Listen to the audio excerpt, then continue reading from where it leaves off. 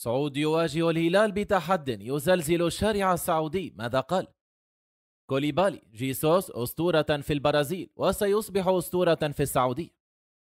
وكيل فيني جونيور يفجر مفاجأة بشأن انتقال نجم الريال للهلال السعودي. جوماز: السعودية ستصبح أحد أكبر الأطراف الفاعلة في كرة القدم. القحطاني يتهم الهلال بعد خسارة المنتخب السعودي أمام إندونيسيا. وإذا كنت من الهلال السعودي لا تنسوا الاشتراك في القناة وتفعيل الجرس يصلكم أخبار الهلال فور نزوله. وهيا نبدأ الفيديو بالصلاة والسلام على رسول الله صلى الله عليه وسلم. سعود يواجه الهلال بتحد يزلزل الشارع السعودي. ماذا قال؟ وجه الناقد الرياضي سعود تحديا لنادي الهلال متسائلا عما إذا كان الفريق قادرا على إنتاج لاعبا موهوبا خلال السنوات الأربع أو الخمس المقبلة يستطيع أن يحظى بثقة جماهير الهلال والكرة السعودية بشكل عام. جاءت تصريحاته ردا على سؤال حول مستقبل المواهب في الكرة السعودية عبر قناة 24 الرياضية، حيث أشار إلى أن هنالك نقصا ملحوظا في ظهور لاعبين الشبان يتمتعون بالموهبة والإمكانات اللازمة لتحقيق النجاح. وقال سعود في تصريحات تلفزيونية: ممكن كإدارة أن تقيل أي مدرب، ولكن من يفرض الأداء هو جودة اللاعبين داخل الملعب. وأضاف الإعلام الرياضي في تصريحاته: لدينا في المنتخب مهاجمون سعوديون يحصلون على الملايين مثل فراس البريكان وعبد الله رديف وصالح الشاري. خلال 6 مواجهات سواء مع مانشيني أو رينارد لم يسجلوا هدفا واحدا. ومن جانبه دخل الكابتن فهد الروقي على الخط في نفس القناة معربا عن عدم وجود مشروعا واضحا لتطوير الكرة السعودية، وهو ما أثر على أداء الأخضر السعودي. وأكد سعود في ختام تصريحاته على أهمية وجود مشروع واضح ومدعوم، مشيرا إلى ضرورة الإيمان به والدفاع عنه لتحقيق الأهداف المرجوة.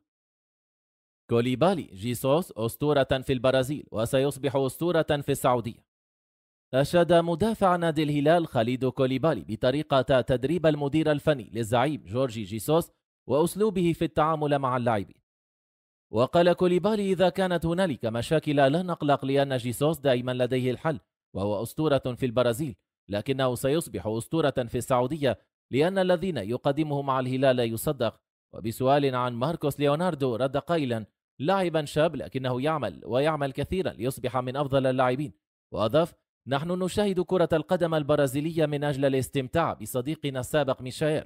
والجدير بالذكر أن كوليبالي لعب داخل تشيلسي موسم 22-23 و2000 قبل الانتقال إلى الهلال الذي توج معه بالثلاثية المحلية التاريخية للعام الرياضي الماضي، ثم كأس سوبر السعودي موسم 2024-25. وكيل فيني جونيور يفجر مفاجأة بشأن انتقال نجم ريال مدريد للهلال السعودي. كشف إدواردو بيكسهوتو وكيل أعمال البرازيلي فيني جونيور نجم ريال مدريد الموقف من الرحيل عن الملكي داخل الهلال السعودي فترة الانتقالات الشتوية. ورد إدواردو بيكستو عن تصريحات خاصة لموقع على حقيقة رحيله عن الريال قائلا: لا توجد أي مفاوضات أو حديث حاليا من أي ناد سعودي. وقال إدواردو بيكسوتو عند سؤاله على إمكانية موافقة نجم الريال على الانتقال إلى الدوري السعودي: لن أستطيع التحدث عن ذلك الأمر، خاصة أنه ليس هنالك أي عروض، نحن لا نتحدث عن هذه الشائعات.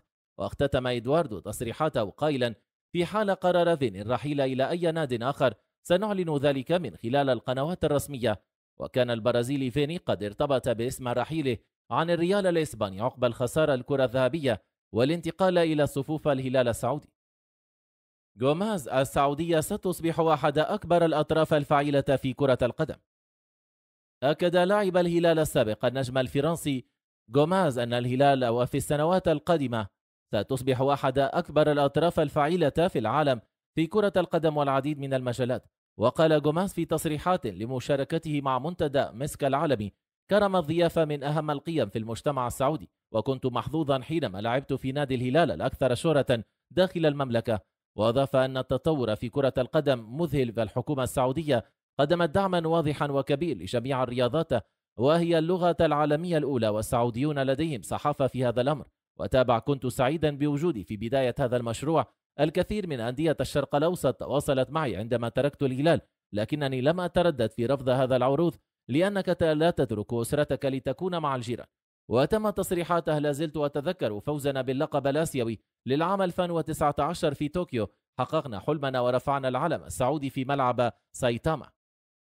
القحطاني يتهم الهلال بعد خسارة المنتخب السعودي أمام إندونيسيا. وجه الناقد الرياضي فلاح القحطاني اتهاما مباشرا لنادي الهلال عقب خسارة المنتخب السعودي أمام إندونيسيا في التصفيات الآسيوية المؤهلة للكأس العالمية 2026. تلقى المنتخب السعودي هزيمة خارج أرضه أمام الفريق الإندونيسي بنتيجة هدفين دون رد في المواجهة التي جرت في إطار الجولة السادسة من التصفيات.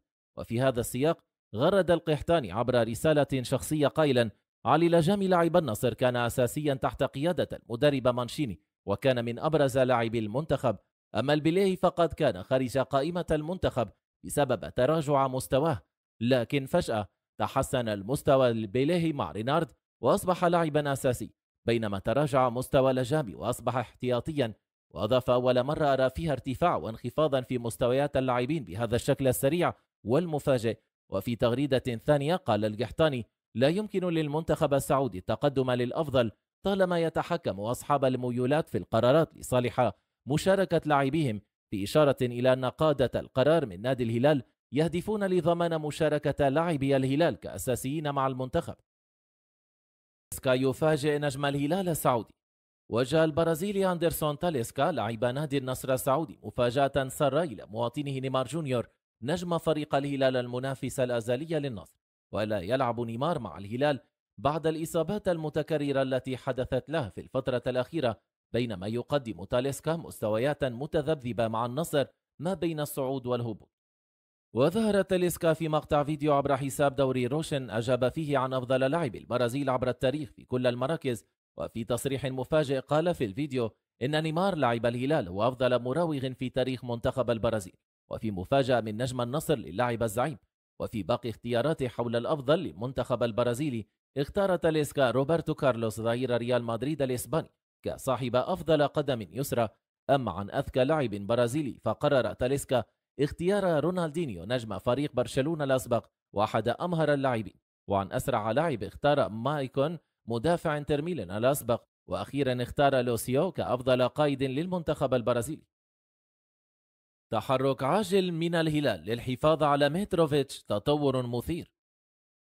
بدأ نادي الهلال في التحرك من أجل الحفاظ على نجم الفريق من العروض الأوروبية خلال الفترة القادمة، خاصة في ظل تألقه بشكل لافت للنظر بقميص الزعيم منذ انضمامه لصفوف الفريق، وسط حالة من الترقب الكبيرة حول موقف اللاعب خلال الفترة المقبلة، خاصة في ظل ارتباط اسمه بقوة بعدد من الأندية المميزة في أوروبا مرة أخرى في الفترة الأخيرة. وارتبط اسم المهاجم السربي ألكسندر ميتروفيتش بقوة بإمكانية العودة مرة أخرى إلى الدوريات الأوروبية، خاصة بعد النجاح بشكل باهر داخل الزعيم في فترة الماضية، الأمر الذي جعل اللاعب على رادار أكثر من ناد أوروبي، وسط محاولات من الزعيم من أجل قطع الطريق على الأندية والحفاظ على اللاعب داخل صفوف الفريق لأطول فترة ممكنة.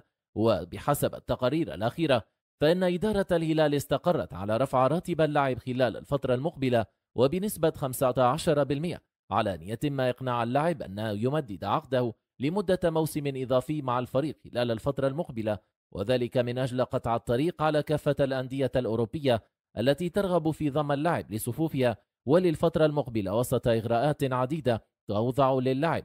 وينتهي عقد اللاعب الصربي مع الزعيم صيف العام 2026 وسط محاولات مكثفة من الإدارة لإقناع اللاعب التمديد لموسم جديد ولينتهي عقده صيف 2027.